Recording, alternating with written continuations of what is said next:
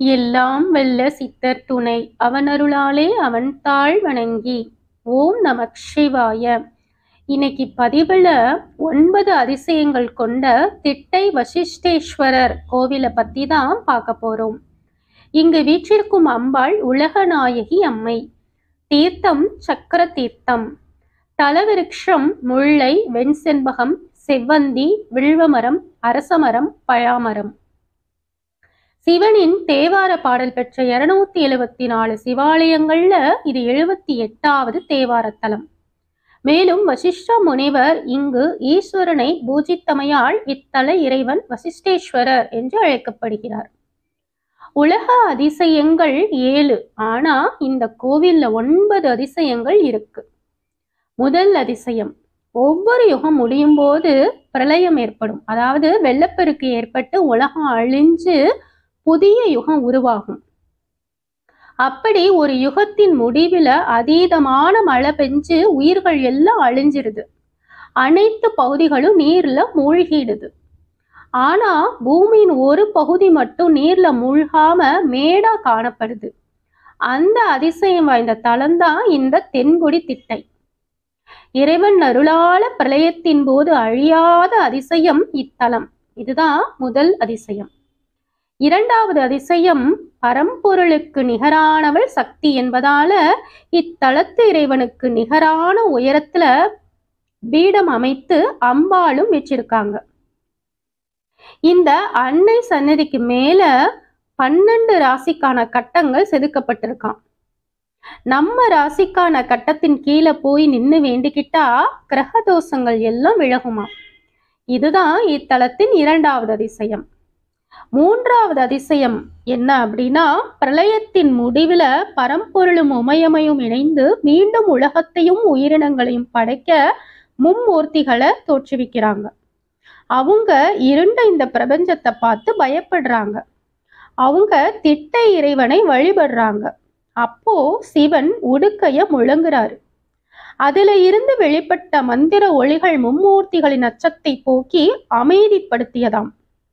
அவர்களின் பயம் என்கின்ற மாயையை நீக்கி வேத அறிவை பெற்றார்களாம்.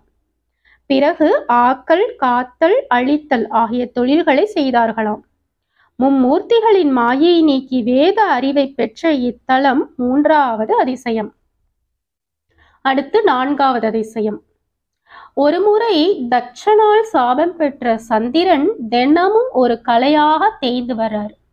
அதுல இருந்து மீள திங்களூர் கைலாசநாதரை வணங்குறார். சந்திரனின் சாபத்தை போக்கி 3ஆம் பிறையாக தன்னோட சடைமுடியில இறைவன் சூட்டிக்கிறார். சாப விமோசனம் அளித்த இறைவனுக்கு நன்றி செலுத்துற விதமா திட்டையில் குடிக்கொண்டிருக்கும் இறைவனுக்கு மேல விமானத்துல சந்திரகாந்தக்கள், சூரியகாந்தக்கள் வச்சு கட்டுறாங்க. இறைவனுக்கு மேலே உள்ள இந்த சந்திரகாந்தக்கள் காற்றில் இருக்கும் ஈரப்பதத்தை உறிஞ்சி ஒரு நாளிகைக்கு ஒரு சொட்டாக இறைவனுக்கு நித்தியாபிஷேகம் செய்யப்படுகிறதாம். ஒரு நாளைக்கு ஒரு முறை இறைவன் மீது சொட்டு சொட்டாக நீர் இன்னும் விழுந்து கொண்டு இருப்பதே இத்தலத்தின் நான்காவது அதிசயம். ஐந்தாவது அதிசயம், கோவிலின் 4 மூலைகளிலும் 4 லிங்கங்கள் நிறுவப்பட்டுள்ளன. 5வது லிங்கமாக வசிஷ்டர் பூஜித்த வசிஷ்டேஸ்வரர் இருக்காரு. இதனால தான் இந்த தலம் பஞ்சலிங்க தலமா இருக்கு. ஆனா ஒரே கோவில்ல பஞ்சபூதங்களுக்கு 5 லிங்கங்கள் இருக்கிறது தான் இந்த கோவிலின் 5வது அதிசயம். அடுத்து 6வது அதிசயம். திட்டை தலத்துல சிவன், உமையம்மை, விநாயகர், முருகர், குரு, பைரவர் ஆகிய 6 பேருமே மூலவர்களாக அருள்பாலிக்கிறாங்களாம். இதுதான் இந்த கோவிலின் அதிசயம். அதாவது ஒரு கோவிலுக்கு ஒரு மூலவர் தான் இருப்பாங்க. ஆனா இந்த கோவிலுக்கு 6 மூலவர்கள் இருக்கிறாங்க.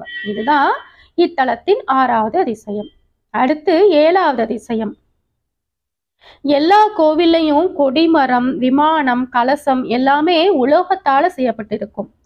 ஆனா இந்த கோவில்ல கொடிமரம், விமானம், கலசங்கள் எல்லாமே கருங்கல்லால உருவாக்கப்பட்டிருக்குமாம். இதுதான் இந்த கோவிலோட 7வது அதிசயம். அடுத்து 8வது அதிசயம். பிரம்மஹத்தி தோஷத்தினால பீடிக்கப்பட்ட பைரவர் பல தலங்களுக்கும் சென்று சிவபெருமான வழிபடுறாரு. அப்படி அவர் திட்டைக்கு வந்து வசிஷ்டேஸ்வரரை 1 மாத காலம் பூஜிக்கிறாரு. இதனால அவரோட தோஷம் நீங்கிடுது. எனவே இது கால பைரவ கஷேத்திரமாகவும் திகழுது.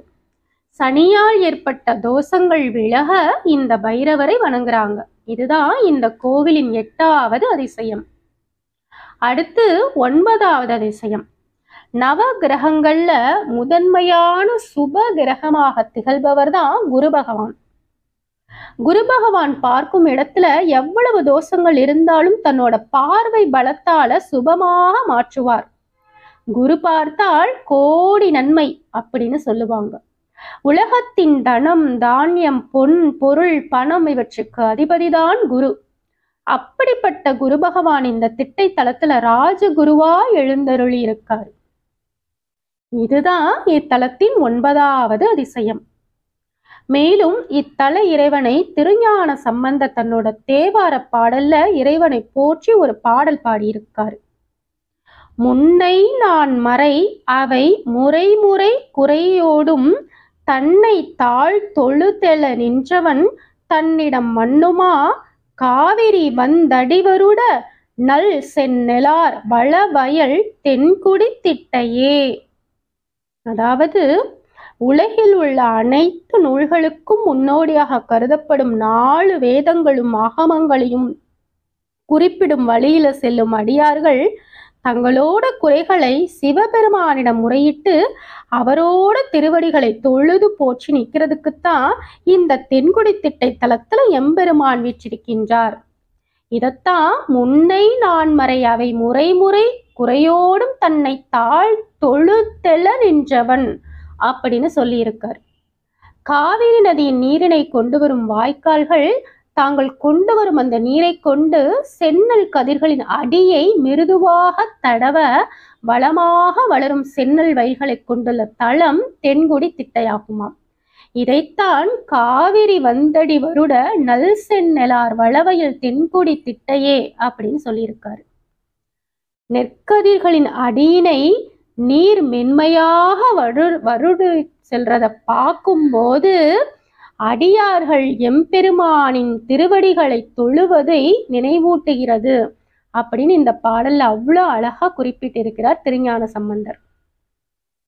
இவ்வளவு அதிசயங்கள் அற்புதங்கள் நிறைந்த திட்டை வசிஷ்டேஸ்வரரை நாமும் மனமுருக வேண்டி எல்லாம் வல்ல இறைவனின் திருவருளை பெறுவோமாக.